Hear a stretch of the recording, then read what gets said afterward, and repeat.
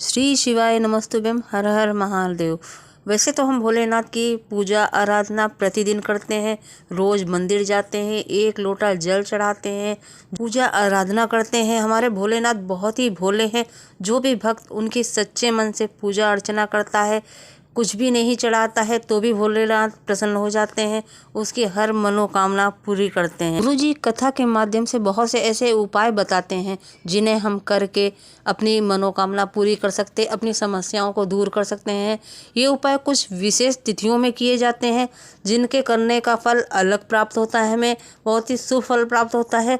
इनमें से सोमवार, प्रदोष, मासिक शिवरात्रि, सोमवार की अष्टमी, ये विशेष तिथियां हैं जिसमें आप ये उपाय करते हैं तो इसका विशेष फल प्राप्त होता है। इन उपायों को हम कुछ विशेष तिथियों में करते हैं। उनमें से एक विशेष तिथि सोमवार की अष्टमी भी है, जिस पे हम कोई भी उपाय करते हैं सोमवार की अष्टमी से जुड़े हुए तो उनका हमें विशेष फल प्राप्त होता है, सुफल प्राप्त होता है। सोमवार की अष्टमी 9 दिसंबर को पड़ रही है। सोमवार की अष्टमी कोई साधारण अष्टमी नहीं होती है। सोमवार की अष्टमी का मतलब है जिस दिन भगवान शंकर माता पार्वती के मिलन का दिवस हो, और केवल एकमात्र माता पार्वती का ही अकेले का मिलन का नहीं, बल्कि 64,000 योगिनियां तक भगवान शंकर से मिलने के लिए आती हैं। इसलिए सोमवार की अष्टमी साधारण नहीं होती है। पहला उपाय, जिस दिन सोमवार की अष्टमी की तिथि पड़े उस दिन आप अगर 5 बेलपत्र भोलेनाथ के शिवलिंग पर समर्पित करते हैं तो व्यक्ति जो सोचकर, जिस कामना से, जिस मनोवांछित फल के लिए बेलपत्र चढ़ाता है वो उसकी मनोकामना मात्र 3 महीने में पूरी हो जाती है। भोलेनाथ ऐसी कृपा करते हैं। दूसरा उपाय, इस उपाय में आपको 31 चावल के दाने जो समूचे होने चाहिए, टूटे नहीं होने चाहिए, 31 मूंग के दाने, 31 बेलपत्र ये चाहिए। ये 3 चीज़ें आप लेके मंदिर पहुंच जाइए। जो बहुत ही परेशान है, कई दिनों से काम नहीं हो रहा, काम बहुत अटक रहा है, उनके लिए ये उपाय है। वो ये तीनों चीज़ें लेके मंदिर पहुँचेंगे। मंदिर पहुँच के आप जो देहरी होती है मंदिर की, उस पर 31 चावल के दाने रख दीजिए। किसी भी तरफ किनारे रख सकते हैं।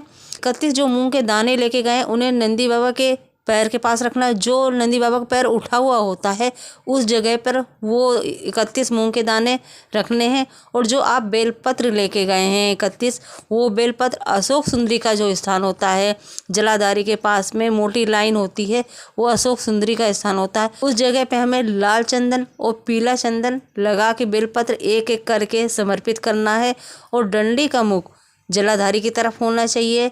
ऐसे करके आप बाबा से निवेदन करिए। जिस भी मनोकामना से आप इस उपाय को करते हैं, जो भी काम आपका अटक रहा है, भगवान भोलेनाथ ऐसी कृपा करते हैं कि वो काम आपका पूरा हो जाता है। बहुत ही सरल उपाय है। ये सोमवार की अष्टमी के दिन ही आपको करना है और किसी भी तिथि में नहीं करना। और तीसरा उपाय है, यदि आपके पास धन संपदा की कमी है तो आप सोमवार की अष्टमी के दिन इस विशेष उपाय को आप कर सकते हैं। धतूरा तो आपने देखा ही होगा, वो धतूरा जिसकी डंडी लाल होती है, वो कांटेदार होता है। आप एक धतूरा अगर सोमवार की अष्टमी के दिन भोलेनाथ के शिवलिंग पर समर्पित करते हैं, धतूरे का फूल समर्पित करते हैं, जो भी भक्त समर्पित करता है उसके घर में धन संपदा की कमी कभी नहीं रहती है। धतूरा समर्पित करने से भोलेनाथ बहुत ही प्रसन्न होते हैं। और चौथा उपाय है, अगर आपको लगता है कि आपसे लक्ष्मी जी रुष्ट हो गई हैं, आप बहुत मेहनत कर रहे हैं, बहुत प्रयास कर रहे हैं, फिर भी लक्ष्मी की कमी है, धन नहीं आ रहा है मेहनत करने के बावजूद भी,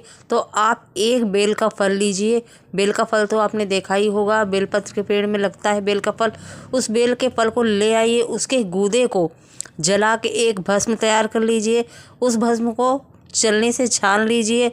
फिर वो जो भस्म तैयार हो जाएगी उसको आपको सोमवार की अष्टमी के दिन या सोमवार के दिन या जो भी भोलेनाथ के विशेष दिन पड़ते हैं उन दिनों में आप अगर पूजा के साथ में, जैसे भोलेनाथ की पूजा करते हैं नियमित, वैसे करिए और वो भस्म भी थोड़ी चढ़ाइए, तो उससे भोलेनाथ बहुत जल्दी प्रसन्न होते हैं। आपकी जो धन से जुड़ी समस्याएं हैं, लक्ष्मी नहीं आ रही है, वो दूर हो जाती है, बहुत ही जल्दी दूर होती है।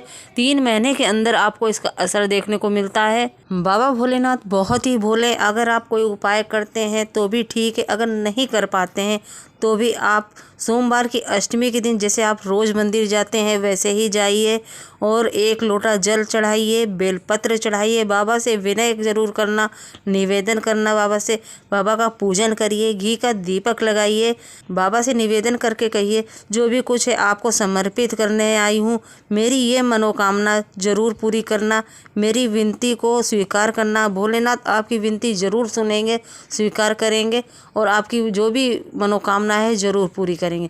वीडियो अगर पसंद आ रहा है तो वीडियो को लाइक करिएगा, शेयर करिएगा, कमेंट में श्री शिवाय नमस्तुभ्यम ज़रूर लिखिएगा।